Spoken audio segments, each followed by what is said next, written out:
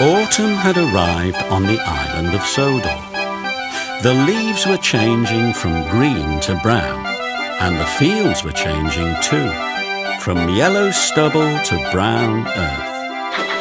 As Thomas puffed along, he heard the chug, chug, chug of a tractor at work close by. "Hello," said Thomas to the tractor. "I'm Thomas. I'm pulling a train." "Hello," said the tractor. "My name's Terence. I'm ploughing." "What ugly wheels you've got," said Thomas. What did you say, punk? "What ugly wheels you've got."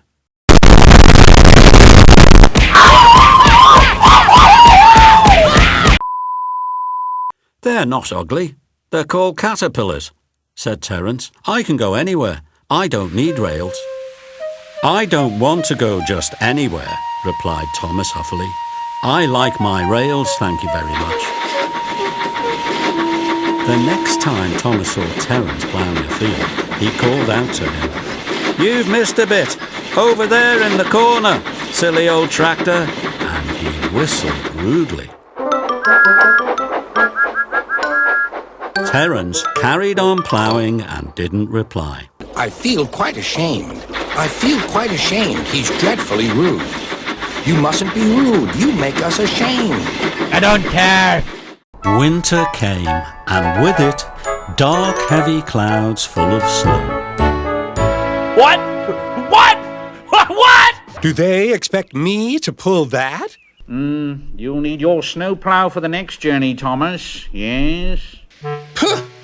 Snow is silly, soft stuff. It won't stop me. Now, just you listen to me, young Thomas. We are going to fix your snowplow on, and I want no nonsense. Please? Fine. A snowplow was fixed to Thomas, but it was heavy and uncomfortable, and he hated it. He shook it and banged it until it was so dented that eventually it had to be taken off. "You're a very naughty engine," said his driver as he shut the shed door that night. You are grounded. Bite me.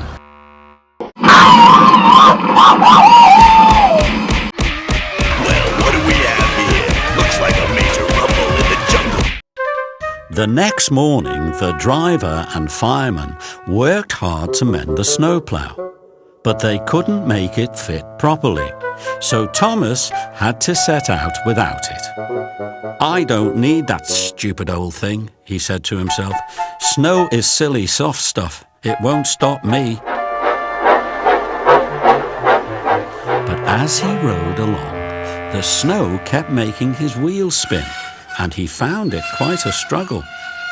He passed Terence in a field. "You seem to be having some trouble there," called out Terence. "It's a pity you don't have caterpillars. Then the snow wouldn't bother you." This time it was Thomas who didn't reply. "Silly soft stuff, silly soft stuff," puffed Thomas as he continued on his journey, and he rushed into a tunnel.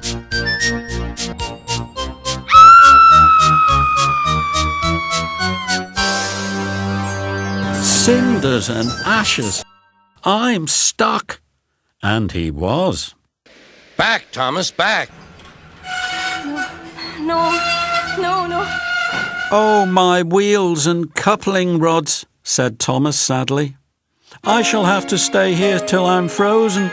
And he began to cry. I told you, what did I tell you? Didn't I tell you? 'Cause I told you. Shaky little engine. Just then, who should come chugging along but Terence the tractor? "I heard you were in trouble," said Terence, "so I've come to help." First, Terence pulled Annie and Clarabel away from the snowdrift. "Thank you, Terence. Thank you, Terence," they said. They were very relieved to be free of the snow and were sorry that Thomas had been so rude to Terence. Next, Terence came back for Thomas.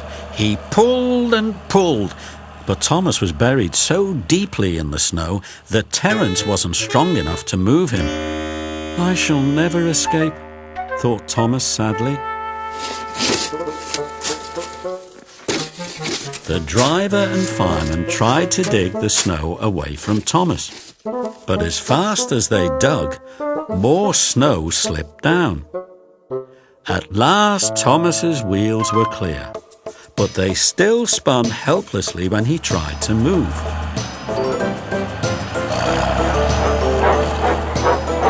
Terence tugged and slipped and tugged, and eventually, with a most enormous effort, he dragged Thomas clear of the snow and into the tunnel.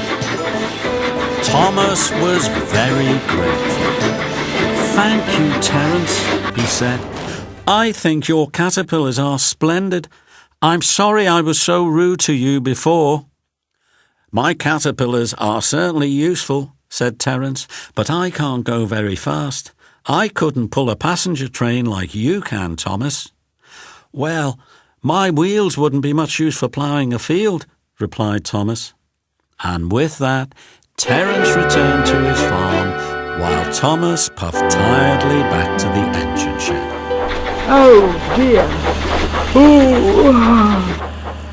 I hope you'll be sensible now, Thomas. I'll try to be.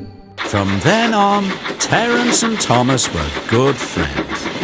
Whenever they passed each other, they always exchanged a cheerful greeting, and they were never rude to each other again.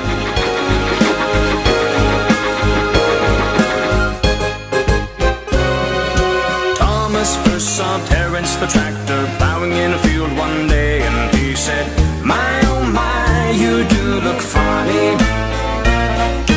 Where are your wheels, are your wheels, are your wheels? However do you move along? You really do look funny." Sure enough, one winter's day when the snow lay deep and hard, Thomas got stuck, he was in trouble. And who do you think came along and rescued him that day? The snow didn't matter to Terence the tractor. Now Thomas understands that you don't judge a book by its cover. You'll make your mind up too soon. Things aren't necessarily always what they appear to be. You don't judge a book by its cover. You'll make your mind up too soon. Never, never, never, never, never, never, never, never, never judge a book by its cover. Don't judge a book by its cover.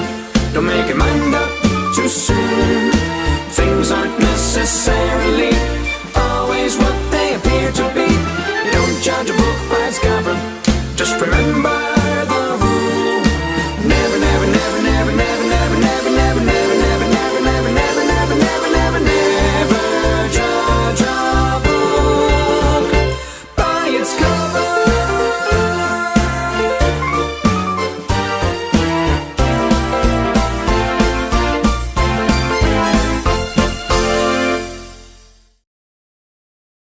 Oh man, a cliffhanger? I hate those.